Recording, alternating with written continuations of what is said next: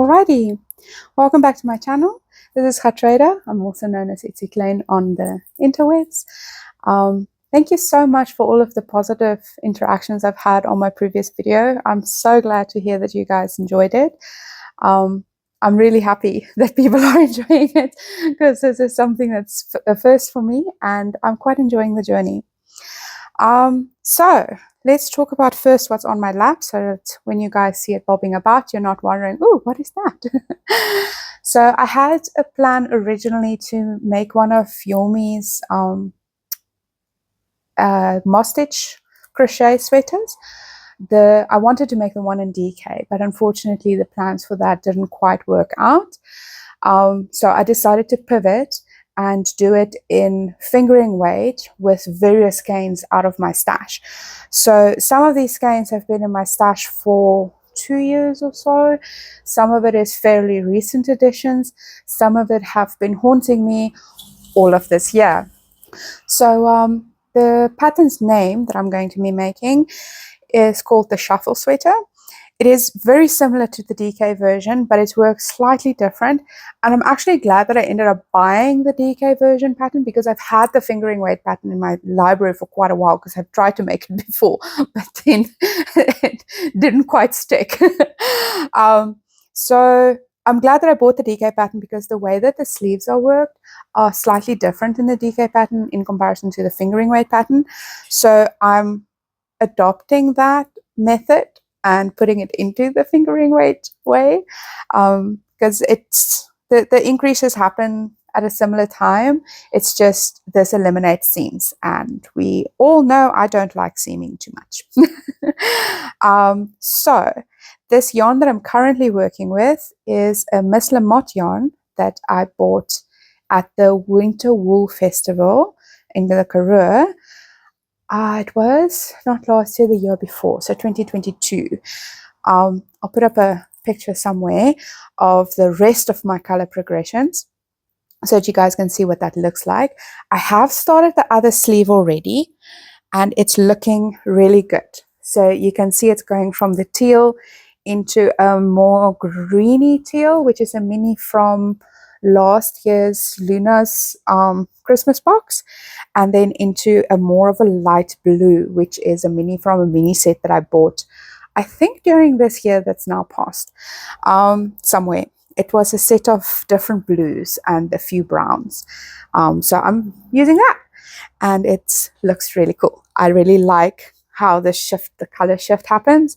I do have to adjust the progression of the color shift in comparison to how Julme's original pattern has it, simply because I'm working with minis. So half a mini only takes you so far, and because I want the sleeves to look the same, it's a bit of mathematical back and forth. But yeah, cool. So let's talk about my last few days.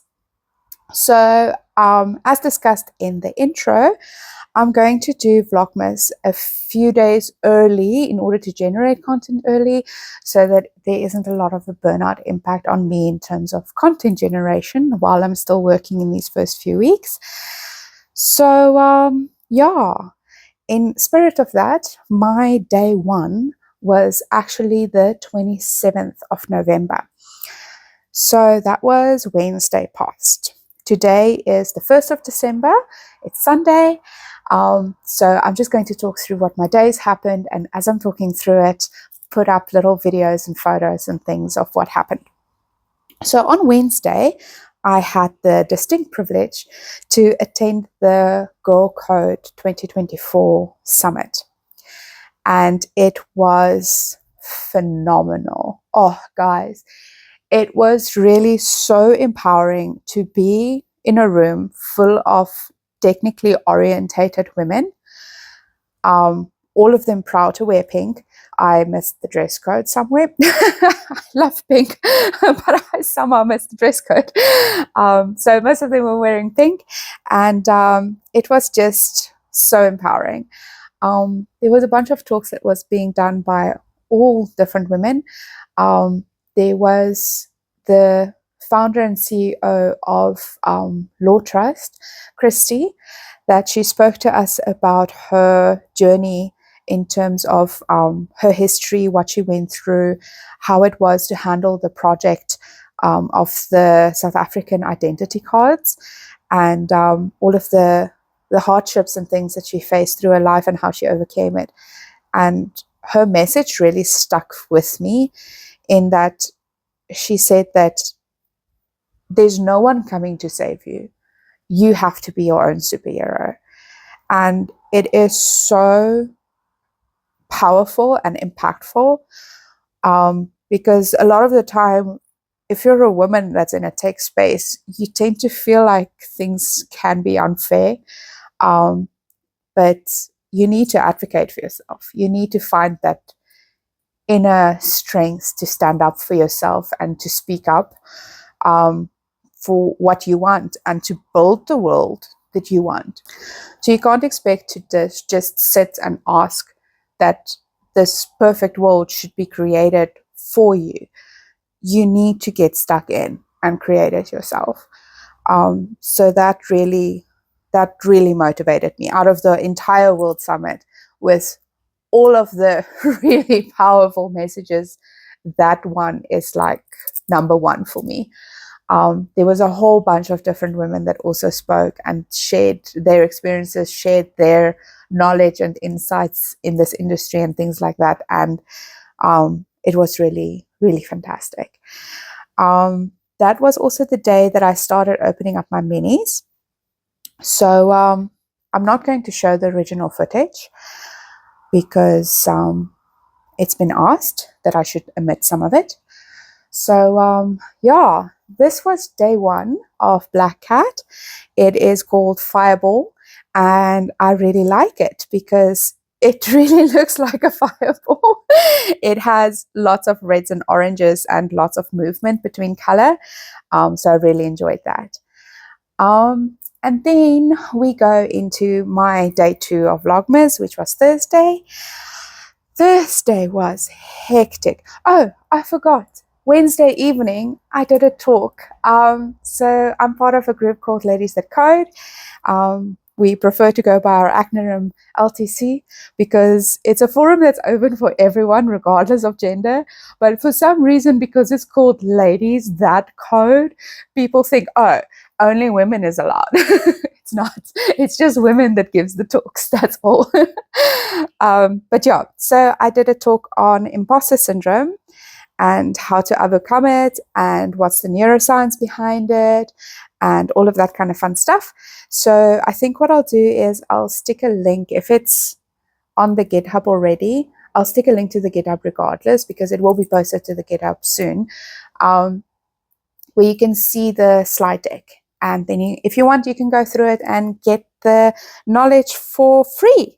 For absolutely nothing, just the time it takes you to read through a slide deck. But yeah, so Thursday, it was PI planning day. And that's usually a really busy day in my career, because what PI planning is that you put together your team's plan for the next 3 months, but you also collaborate with other teams because as a IT professional, you never work in isolation. You always work with other people. So when you have situations where you require other teams to do work for you or with you, you have to collaborate in terms of your timing of when you're going to plan and do it. So usually our work is broken up into 2-week sprints. So you have to go to them and say, we have the expectation from a customer that we have to be live in sprint 4. So we need to start this work in sprint 1 so that we can test it in sprint 2 and deploy in sprint 3. And, that's how the plan goes. So usually it is a very, very busy type of situation. But this time around, we had a lunch planned for the afternoon with our business team. So we had to hustle. So in order to try and alleviate the load, we did a lot of the admin as a team beforehand. So what was left for that day only was just talking through the plan as a team, sense checking that we're on the same page, and then speaking to the other teams and sense checking that we're all on the same page. Ooh, I elbowed my machine. So yeah, because of that, it was a lot less frantic, and I think I'm going to take this learning forward and do it for every BI planning, because as much as it is a bit of work beforehand, it's work that's spread out rather than work that's condensed. So yeah, then in the afternoon, we had our PI planning lunch, and not PI planning lunch, the business lunch, the team lunch, the year-end lunch. It was super fun. I met quite a few people that I haven't really interacted with before. Really enjoyed the food. It was at Olives and Plates at the Wits Club. We actually have to go into the university to reach the restaurant, which was a bit confusing because Google kept taking me to the contractors' entrances and the service entrances and not actual entrances. But yeah, I eventually found it and I had a blast. It was really fun. I'll stick up some videos of what it looked like and the food that we ate. It was really a really good event. I really enjoyed it. And then that was Thursday. Friday was a bit quiet for me. I basically worked from home for that day and wrapped it up. And then in the afternoon, I started this project. And in the evening, I watched some anime with my husband. I think we watched Nina the Starry Bride, I believe the name of the anime was. It was really, really cute and sweet. And then Saturday, I opened my first Fallen Floss mini, which was this one. So her theme this year is out of the box. It was originally inspired by a photo that was very wintry. So you can see the snowy vibes in this cane. There's little flecks of the color you typically see just peeking through the snow from branches and things like that. So it's really nice and I really enjoy it. I also opened day 2 of Black Cat, which has the name Mordor, and it is a very vibrant reddy red. Red is not quite my color, but I must say fits the theme. And if you look at the overall theme for the box, fits the theme. So I can't really be mad, can I? But yeah, then on Saturday morning, we went to the Stoepmark, which is at the R&R Bistro in Valera. And Knotty Habit and Colors of Amalfi had a pop-up shop. Colors of Amalfi very kindly brought me one of the bases she typically doesn't bring along with her, because I just wanted to have a look at the colors that she has available, because I am thinking of making the, I think it's called Lunar Moths pattern. I'll post a photo of it, but it's a gorgeous pattern that very recently launched that I've been looking at from the beginning of the year when we started seeing photos of it. So it's finally launched now. It launched this past Friday, and it needs a sport weight yarn. So in South Africa, unfortunately, sport weight is very few and far between, or shall I say proper sport weight. Like you can make do with a lighter DK, or you can hold something together with a fingering or something like that. You can adjust. But if you want a pure sport weight, it's very few and far between. Unfortunately, though, the color I had my heart set on, it was there in the right quantity, but it didn't really have a contrast color that would work well with it. But that's okay. So I've decided to not impulse buy and rather just take my time and make a decision slowly. Because if I were to buy the main color and then I don't find a nice contrast color in a similar weight yarn anywhere else, it would be hard to use that yarn. You can certainly use it as like a plain sweater type of yarn, sure, but yeah, it's about expectations and intended purposes, I guess. I did, however, buy a 4mm hook, which I'm currently using. So I don't know how or why, but I could not find my 4mm hook. I know exactly the project I used it in, but I just couldn't find it. So yeah, I just had to buy a new one because I'm not going to be held hostage by my missing hook. I did also buy a little bit of Knotty habit yarn.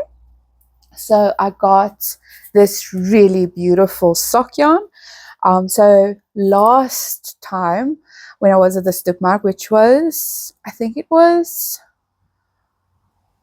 about July, August, one of those. I bought 2 skeins from her, which was also sock yarn. One that is a bit more pink and one that is more orange. Here it is. There we go. A little bit of pink, but more orange. So my plan was that I wanted to make this sweater that it's full of holes. You knit the holes. It's my holy sweater. That it starts with pink and then it goes down and then end in this bright orange with a bit of a grey one in between. But as I was working on the pink, I realized that this grey is like very muted in comparison to this pink and the orange. And I was like, oh, what can I do to put in between? So when I was at the Stoepmark, I was like, hey, it works.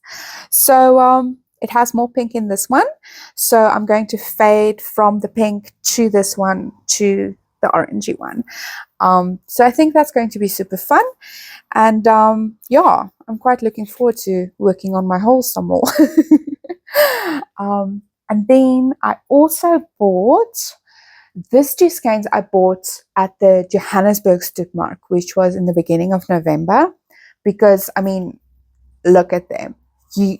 I couldn't leave them behind. I just couldn't. They are gorgeous. So they were sitting here and talking to me all month, and I wasn't sure exactly what I wanted to make with them, because I did buy them together with, oh, it's so nice sitting in front of your stash that you can just pull things. I bought them together with this because this was the original instigator, and then they made frames. And I was thinking maybe I could make like an alpenglow or something like that if I use this then for the little dotties going down. But the more I think about it, the more I was like, but you're going to hide a lot of this behind with the floats. So I felt about that idea. But then when I was at the Stoepmark, I saw this gorgeous color. So the contrast is really high. My husband calls it chalk and cheese colors. So what I'm going to make with it is a filgery type of colorwork sweater. I'll post a photo of it here. But so then using the pink for the colorwork and then the green for the background. And I think that's going to be super fun. And then in the evening, I sat and I worked up the whole sleeve while watching anime once again with my husband. I think last night, what did we watch? We watched Do Over Damsel or something like that is its name. Very cute, but very questionable sometimes in terms of like ages and what is happening. But very funny. So I enjoyed it, and yeah, I recommend the watch. And that brings us to today. So this morning I went for breakfast with my husband to Paul's. I ate my very favorite breakfast in all the world, which is the papaya and yogurt breakfast. And we went shopping for our groceries for the week. And now I'm sitting here talking to you guys, working on my other sleeve. It does mean it's day 2 of Wool and Floss's Advent. So I'm going to be opening it together. So today's color, oh, that's lovely. It is a very nice, highly variegated gray and a mauvey kind of color and an olivey kind of color. I quite like it. It's really nice. It's really cool. This is cool. I need to put her card with me when I do this again live so that I can actually talk to, trying to figure out what the inspiration was. But yeah, this is fun. So I am now going to continue working on my sleeve a little bit. And yeah, I'll catch you guys on the other side. Thank you for watching. And don't forget to like and subscribe. Bye.